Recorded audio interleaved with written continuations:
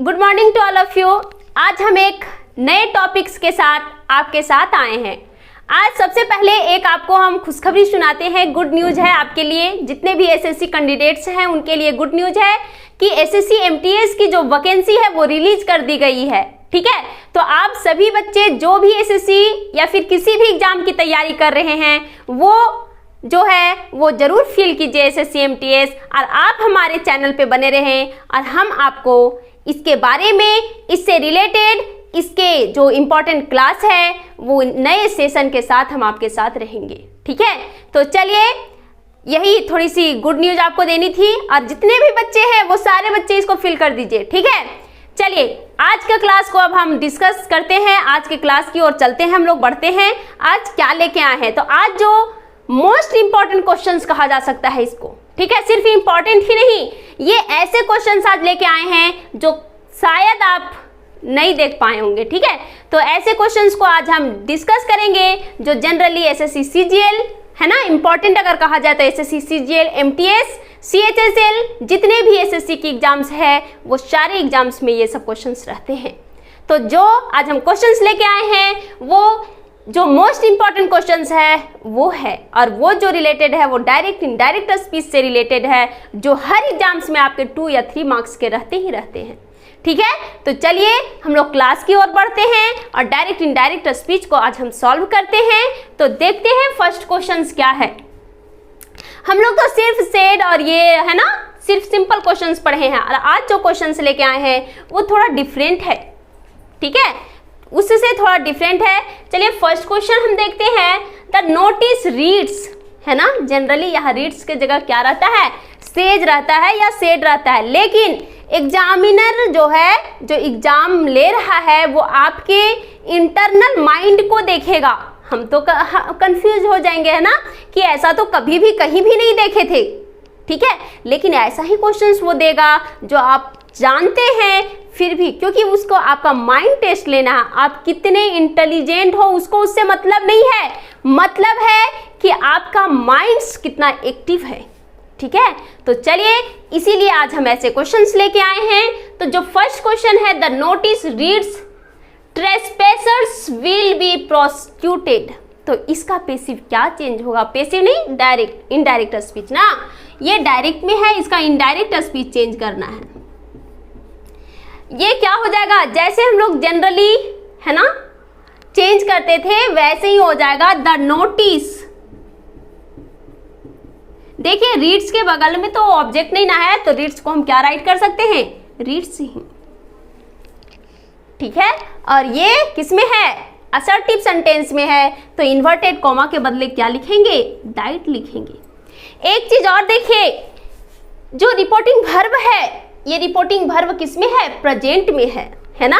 अगर पास्ट में रहता तो इन्वर्टेड कॉमा के अंदर जो पार्ट है उसमें हम चेंज करते टेंस के अनुसार, लेकिन हम लोग पढ़े हैं कि अगर वो प्रेजेंट में रहे तो टेंस के अनुसार चेंज करने की जरूरत नहीं होती है। तो so the correct answer is the notice reads that है ना ट्रेसपैसर्स will be prosecuted, full stop. बात समझ में आई। यहां पे क्या करना था, ये प्रेजेंट में था, ये कंफ्यूज होने के लिए बच्चों को है ना, इसीलिए ये ऐसे क्वेश्चंस दे देते हैं। यहां सेज ना लिख के क्या लिख दिए, रीड्स लिख दिए। ठीक है, आपको वहां 4 ऑप्शंस रहेगा, वो 4 ऑप्शंस में आपको किसी ऑप्शंस में सेज भी लिख देगा है ना, ऐसा भी ऑप्शंस दे देगा द नोटिस सेज। तो उस कंडीशन में अगर हम ऐसे क्वेश्चंस नहीं पढ़ रहेंगे तो उस कंडीशन में हमें क्या लगेगा कि वही करेक्ट आंसर है, लेकिन ऐसा नहीं है। तो इसलिए हर तरह के क्वेश्चंस को है ना देखना है, बनाना है, पढ़ना है। ठीक है, चलिए अब हम लोग नेक्स्ट क्वेश्चंस की ओर चलते हैं। The mother urge the child to come on the footpath, है ना, एक मदर अपने बच्चों से कर रही है। तो ये हमें देखने से ही लग रहा है कि ये किस में है, इनडायरेक्ट स्पीच में है। बच्चे किस में है, इनडायरेक्ट स्पीच में। हम कैसे पहचाने कि इनडायरेक्ट में है, क्योंकि डायरेक्ट स्पीच में इन्वर्टेड कोमा होता है जो किस में नहीं है ना। तो ये किस में है, इनडायरेक्ट में है, और इसको किस में कन्वर्ट करना है, तो डायरेक्ट स्पीच में कन्वर्ट करना है। तो इसको हम डायरेक्ट स्पीच में कैसे कन्वर्ट करेंगे, तो देखो क्या होता है, द मदर, हाँ अब देखेंगे कि यहाँ से लगेगा कि सेड लगेगा, ठीक है। तो यहाँ अर्ज्ड है बच्चे, इट मीन्स ये पास्ट में है, तो यहाँ क्या हो जाएगा, said, the mother said, inverted comma. यहां तक किसी को कोई प्रॉब्लम, ध्यान से देखिए, द मदर सेड क्या हो जाएगा, कम चाइल्ड कम, है ना, कहेगी ना माँ, कम चाइल्ड कम, क्या कहेगी, कम ऑन द फुटपाथ, फुटपाथ। फिर से समझिए, यहाँ इन्वर्टेड कॉमा क्लोज। एक माँ, ये जो है वो डायरेक्ट इनडायरेक्ट स्पीच में है, इसको हम किस में कन्वर्ट कर रहे हैं, डायरेक्ट स्पीच में। तो डायरेक्ट में थोड़ा प्रॉब्लम होगा, वहां ऑप्शंस देगा, वो ऑप्शंस आपको फाइंड करना मुश्किल होगा जब तक आप ऐसे क्वेश्चंस को नहीं देखेंगे। तो द मदर सेड, सेड क्यों, अर्ज की है, तो वो तो सेड ही है ना, अकॉर्डिंग टू डायरेक्ट स्पीच के अकॉर्डिंग वो चेंज किया जाता है। Said come child come on the footpath, it is the correct direct speech for this question. Okay, बात समझ में आई। Next, Sushma said we shall celebrate the Janmashtami tomorrow. Sushma एक बच्ची है ना, वो क्या कर रही है, ठीक है, इसी को हमको किस में चेंज करना है, इनडायरेक्ट स्पीच में करना है। तो सुषमा सेड है, तो सुषमा क्या हो जाएगा, सेड का ये किस में है, असर्टिव सेंटेंस में है, और असर्टिव में है तो सेड का क्या हो जाएगा, है ना, टोल्ड हो जाएगा। लेकिन यहाँ पे क्या है, यहाँ ऑब्जेक्ट नहीं है, ऑब्जेक्ट है क्या, ऑब्जेक्ट नहीं है। एक चीज और, एक हम बात बताए थे जब डायरेक्ट इनडायरेक्ट स्पीच पढ़ा रहे थे, तो यहाँ सेड को हम चेंज करेंगे किस कंडीशन में, देखेंगे कि ये जो इन्वर्टेड कॉमा के अंदर का जो सेंटेंस है जिसको रिपोर्टेड स्पीच कहते हैं, उसमें कहीं सेकेंड पर्सन तो नहीं है, तो इसमें जो है वो कहीं भी सेकेंड पर्सन नहीं है। अगर सेकेंड पर्सन रहता तब हमको ऑब्जेक्ट की जरूरत पड़ती, लेकिन यहाँ सेकेंड पर्सन तो है ही नहीं, तो हमको ऑब्जेक्ट क्यों जरूरत है, नहीं है, तो यहाँ सेड के जगह हम लोग सेड ही छोड़ देंगे, कोई दिक्कत, और इन्वर्टेड कॉमा के बदले दैट हो जाएगा।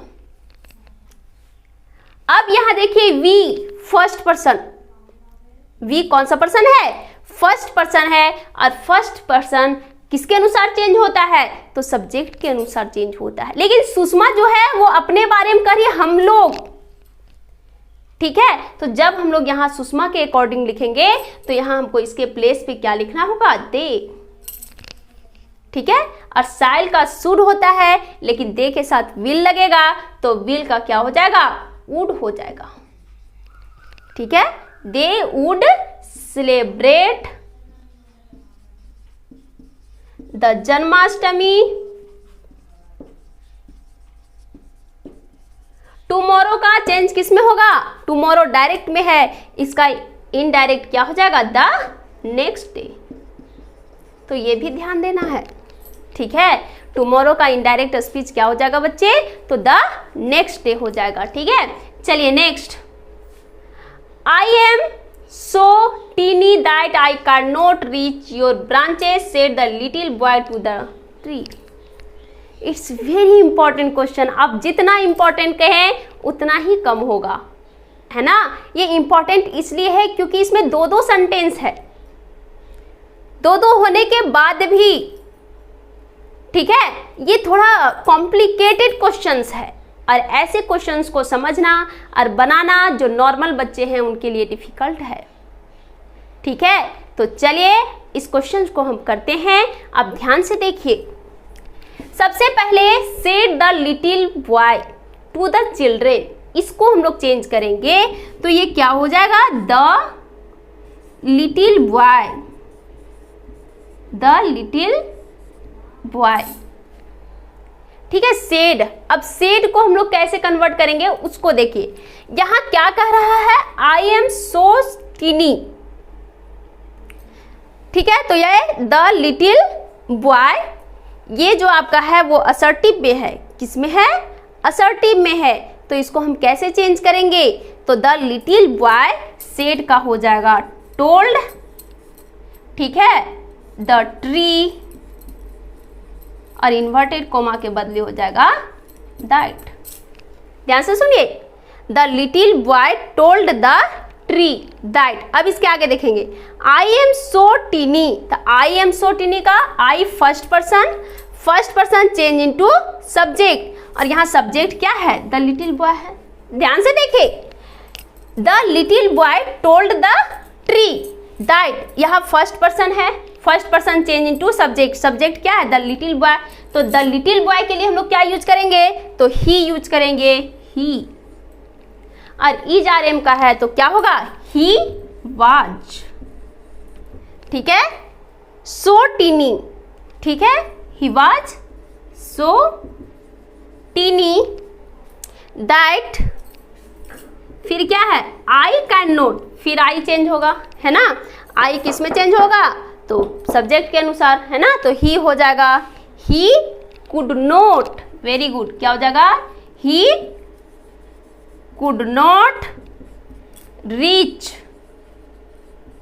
यहाँ your second person change into object, और यहाँ ऑब्जेक्ट क्या है? द ट्री, है ना। तो इसके लिए हम लोग क्या लिख सकते हैं, है ना, योर कौन सा है? पॉसेसिव एडजेक्टिव है। तो पॉसेसिव एडजेक्टिव के प्लेस पे ईट का कौन सा फॉर्म होता है? तो इट्स होता है। तो इसीलिए यहाँ हम लोग लिखेंगे इट्स ब्रांचेज। समझ में आई बात? यहाँ देखेंगे ये किस फॉर्म में है? योर सेकेंड पर्सन है, लेकिन वो ऑब्जेक्ट के अनुसार चेंज होगा, और ऑब्जेक्ट में क्या है? ट्री है, तो ट्री के लिए ईट यूज करेंगे, और ईट का पॉसेसिव एडजेक्टिव क्या होगा? इट्स होगा, इसीलिए वहां क्या लिखेंगे? इट्स ब्रांचेज लिखेंगे। It is the correct indirect speech. Okay, next आगे बढ़ेंगे। Next and last and very important questions which are most important, है ना, to our competitive exams. First, I am sorry, इसमें क्या है? इसी क्वेश्चंस का बात कर रहे थे। आई am sorry, I can not stay said the swallow. देखो ये क्वेश्चंस में इसमें क्या है? दो तरह का सेंटेंस दे दिया है, ठीक है। इसको हम लोग कैसे सॉल्व करेंगे? इसको देखिए, आई एम सॉरी के जगह हम लोग क्या लिख सकते हैं? आई एम सॉरी को एक वर्ड हम लोग दे सकते हैं, रिग्रेट, रिग्रेट, है ना, रिग्रेट लिख सकते हैं, मतलब थोड़ा गिल्टी फील करना, आई एम सॉरी को, ठीक है। तो इस जगह पे इतना ना लिख के हम लोग क्या लिख सकते हैं? रिग्रेट लिख सकते हैं, ठीक है। अब सॉल्व करके देखते हैं, तो क्या हो जाएगा? द स्वेलो, और आई एम सॉरी का क्या लिख सकते हैं? तो रिग्रेटेड लिख सकते हैं। क्या लिख सकते हैं? Regretted.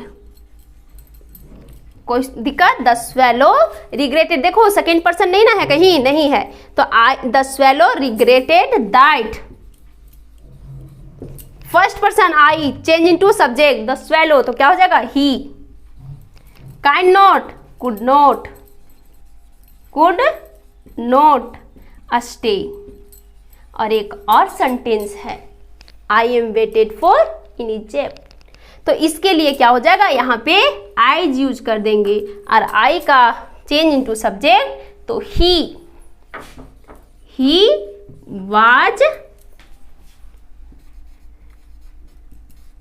Weighted for in Egypt.